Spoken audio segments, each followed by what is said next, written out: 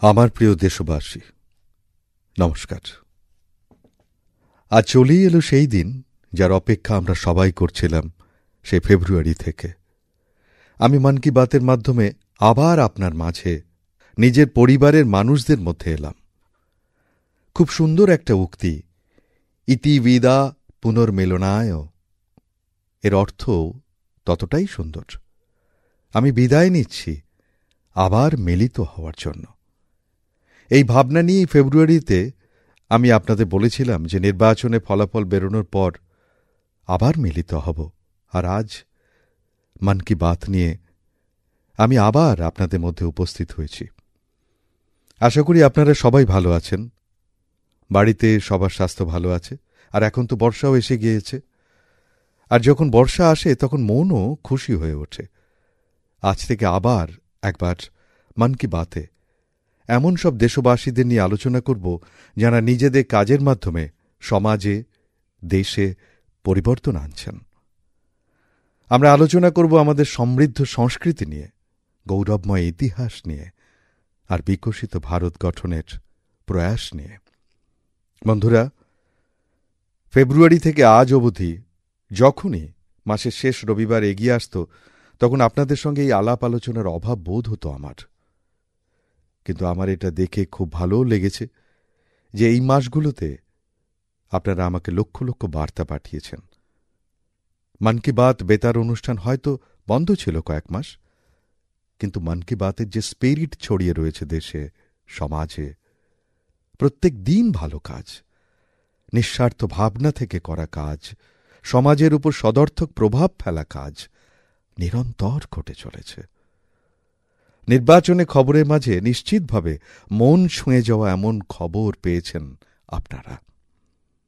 বন্ধুরা, আমি আজ সমগ্র দেশবাসীকে ধন্যবাদ জানাই, কারণ তাঁরা আমাদের সংবিধান এবং দেশের গণতান্ত্রিক ব্যবস্থার প্রতি নিজেদের অটুট বিশ্বাস পুনরায় বজায় রেখেছেন। 2024 নির্বাচন বিশ্বের সর্ববৃহৎ নির্বাচন ছিল। পৃথিবীর কোনো দেশে এত বড় নির্বাচন কখনো হয়নি, যেখানে 65 কোটি মানুষ ভোট দিয়েছেন। আমি নির্বাচন কমিশন এবং নির্বাচন প্রক্রিয়ার সঙ্গে যুক্ত প্রতিটি ব্যক্তিকে এর জন্য অভিনন্দন জানাই। আমার প্রিয় দেশবাসী, আজ 30শে জুনের এই দিন অত্যন্ত তাৎপর্যপূর্ণ। এই দিনটিকে আমাদের জনজাতি ভাই বোনেরা হুল দিবস রূপে উদযাপন করেন। এই দিনটি বীর সিধু কানুর অদম্য সাহসের সঙ্গে জড়িত, যাঁরা দৃঢ়ভাবে বিদেশি শাসকদের অত্যাচারের বিরোধিতা করেছিলেন। বীর সিধু কানু হাজার হাজার সাঁওতালি সাথীদের একত্রিত করে ইংরেজদের সঙ্গে মরণপণ লড়াই করেছিলেন। আপনারা জানেন এটি কবে ঘটেছিল? 1855 সালে, অর্থাৎ 1857 সালের ভারতের প্রথম স্বাধীনতা সংগ্রামেরও 2 বছর আগে এটি সংগঠিত হয়। তখন ঝাড়খণ্ডের সাঁওতাল পরগনায় আমাদের জনজাতি ভাই বোনেরা বিদেশি শাসকদের বিরুদ্ধে অস্ত্র তুলে নিয়েছিল। ইংরেজরা আমাদের সাঁওতালি ভাই বোনদের উপর প্রভূত অত্যাচার করত, তাঁদের উপর বহু নিষেধাজ্ঞাও জারি করেছিল। এই লড়াইতে অবিস্মরণীয় বীরত্ব প্রদর্শন করে বীর সিধু ও কানু শহীদ হয়েছিলেন। ঝাড়খণ্ডের এই অমর ভূমিপুত্রদের আত্মবলিদান আজও দেশবাসীকে প্রেরণা যোগায়। আসুন শোনা যাক সাঁওতালি ভাষায় এঁদের প্রতি সমর্পিত এক গানের অংশ।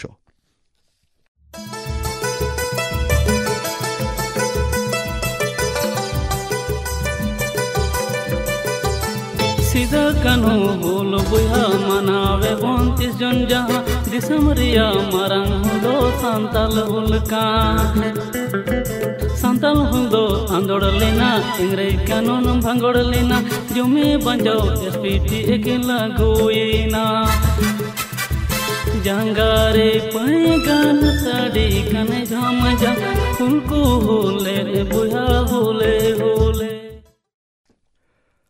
আমার প্রিয় বন্ধুরা, যদি আমি আপনাদের জিজ্ঞাসা করি পৃথিবীতে সবচেয়ে অমূল্য সম্পর্ক কোনটি, আপনারা নিশ্চয়ই বলবেন মা। আমাদের সবার জীবনে মায়ের অবস্থান সবার উপরে। মা সব দুঃখ সহ্য করেও নিজ সন্তানদের লালন পালন করেন। প্রতিটি মা নিজের সন্তানদের উপর সব রকম স্নেহ বর্ষণ করেন।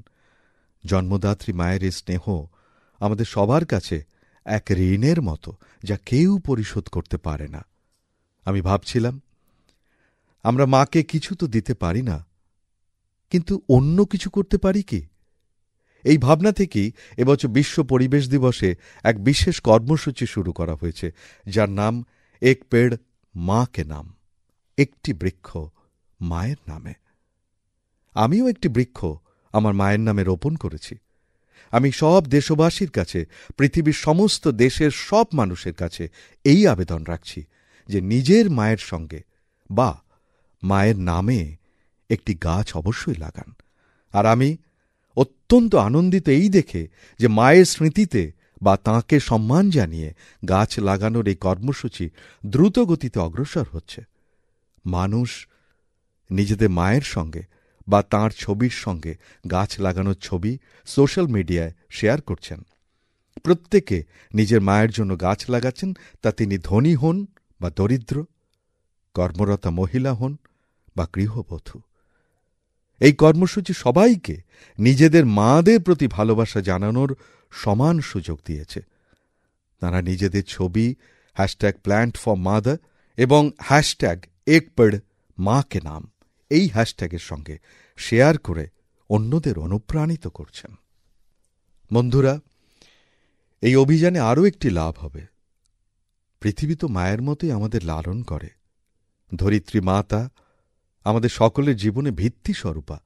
সেজন্য আমাদেরও কর্তব্য ধরিত্রী মায়ের খেয়াল রাখা। মায়ের নামে বৃক্ষরোপণ অভিযানে মাকে সম্মান জানানো তো হবেই, তার সঙ্গে মা বসুন্ধরাকেও রক্ষা করা হবে। ভারতে গত এক দশকে সকলের প্রচেষ্টায় বনাঞ্চলের পরিমাণ উল্লেখযোগ্যভাবে বৃদ্ধি পেয়েছে। অমৃত মহোৎসব চলাকালীন দেশ জুড়ে ৬০,০০০-এরও বেশি অমৃত সরোবর খনন করা হয়েছে। এবার আমাদের সেভাবেই মায়ের নামে বৃক্ষরোপণ অভিযানকে আরও দ্রুত গতিতে এগিয়ে নিয়ে যেতে হবে।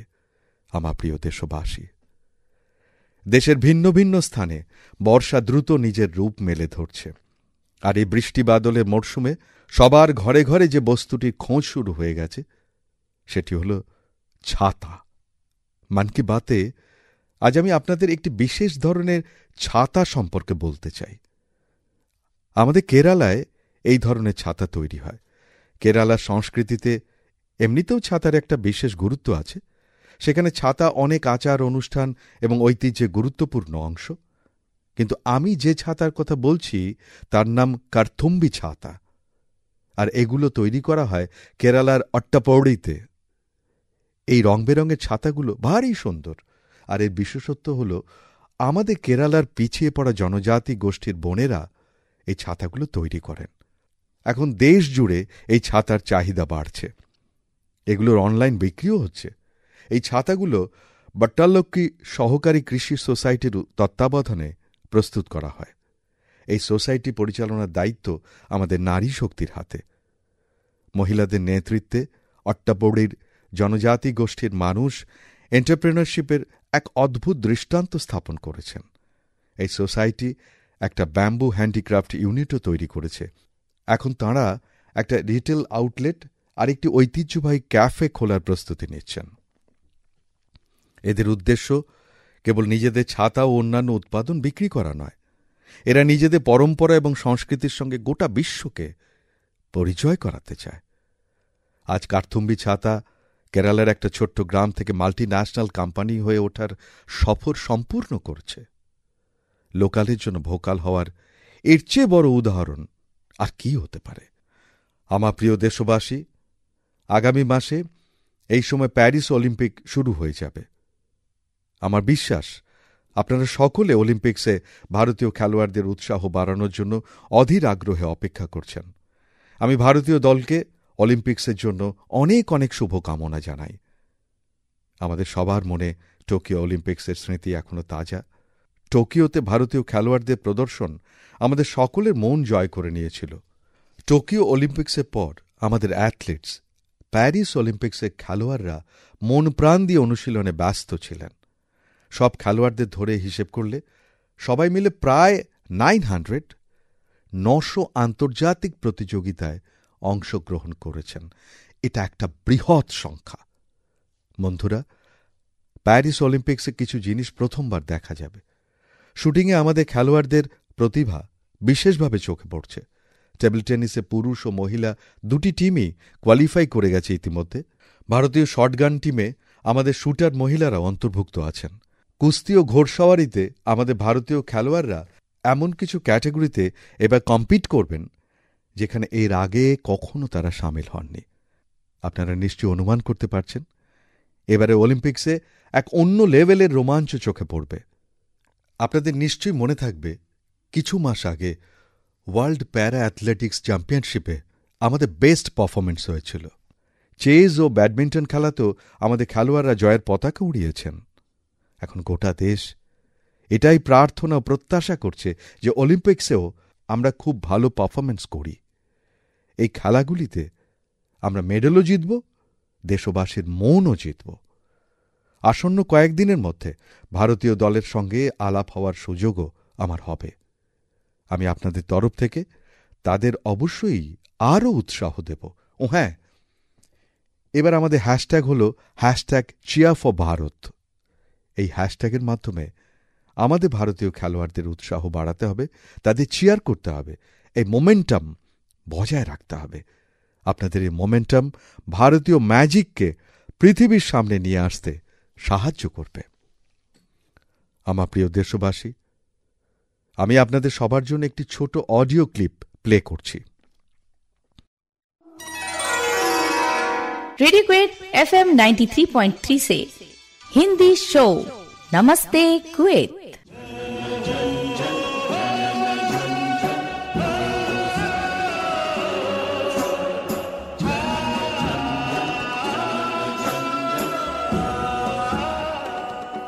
एक ऐसा कार्यक्रम जिसमें हम बात करेंगे कुवैत भारत संबंध के बारे में, कुवैत भारत संस्कृति के बारे में और उस रिश्ते के बारे में जो दोनों देशों को अलग अलग क्षेत्रों में जोड़ता है।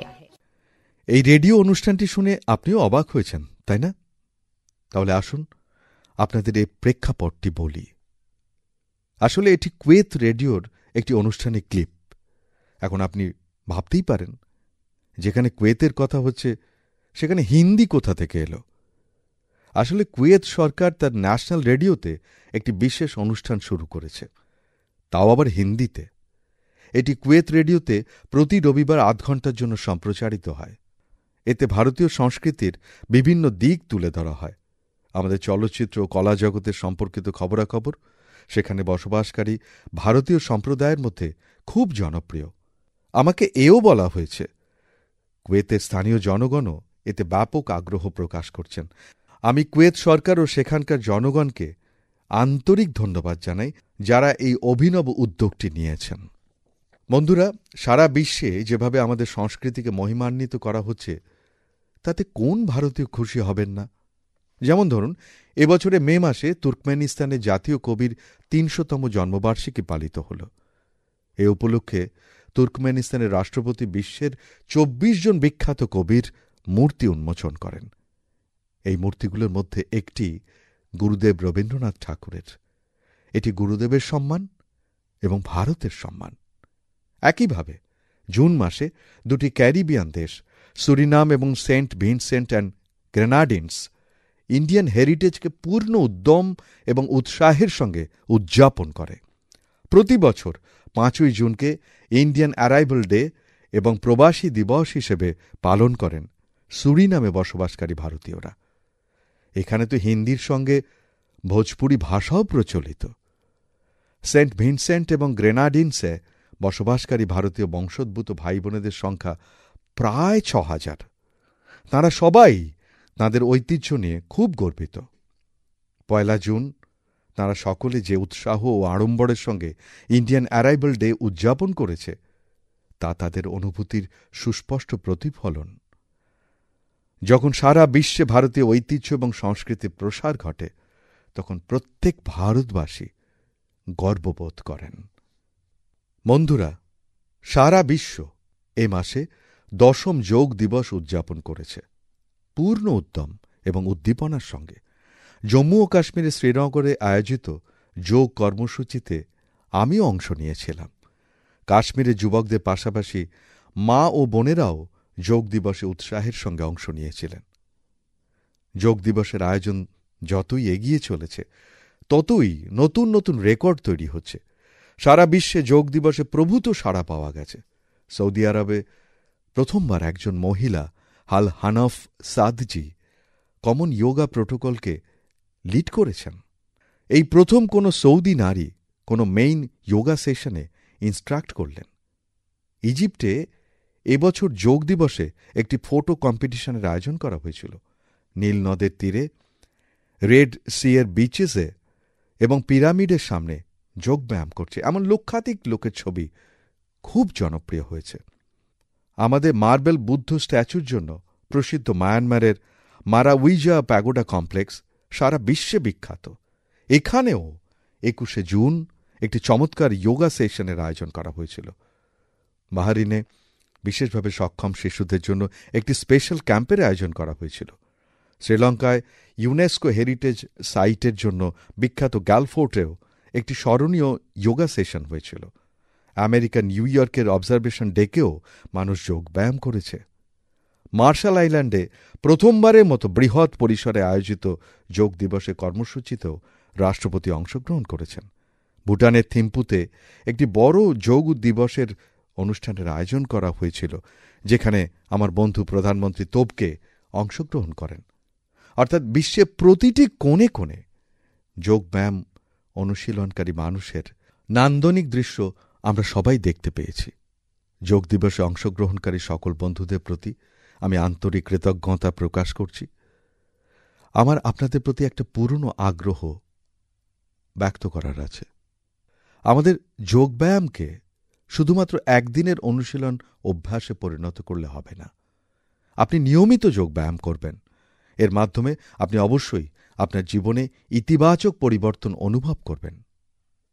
বন্ধুরা, ভারতে অনেক প্রোডাক্টস রয়েছে যেগুলি সারা বিশ্বে প্রচুর ডিমান্ড রয়েছে, এবং আমরা যখন ভারতে কোনো লোকাল প্রোডাক্টকে গ্লোবাল হতে দেখি তখন গর্বিত হওয়া স্বাভাবিক।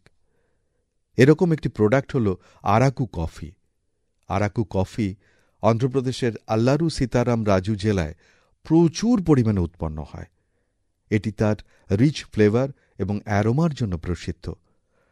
প্রায় ১.৫ লাখ জনজাতি পরিবার আরাকু কফি বাগানের উপর নির্ভরশীল। গত কয়েকদিনে আরাকু কফির চাষকে নতুন উচ্চতায় পৌঁছনোয় গিরিজান কোঅপারেটিভের বড় ভূমিকা রয়েছে। তিনি ১ বছর ধরে এখানকার কৃষক ভাইবোনদের জন্য বাগানে কাজ করছেন এবং তাদের আরাকু কফি চাষে উৎসাহিত করেছেন। এই কারণে এসব কৃষকের আয়ও বহুগুণ বেড়েছে। কোন্ডাডোরা জনজাতি সম্প্রদায়ও এর থেকে অনেক উপকৃত হয়েছে। রোজগারের পাশাপাশি সম্মানের জীবনও পাচ্ছেন তাঁরা। আমার মনে আছে, একবার আমি অন্ধ্রপ্রদেশের মুখ্যমন্ত্রী চন্দ্রবাবু নাইডুজির সঙ্গে বিশাখাপত্তনমে এই কফির স্বাদ নেওয়ার সুযোগ পেয়েছিলাম। এর টেস্ট নিয়ে কোনো প্রশ্ন নয়, অসাধারণ হয় এই কফি।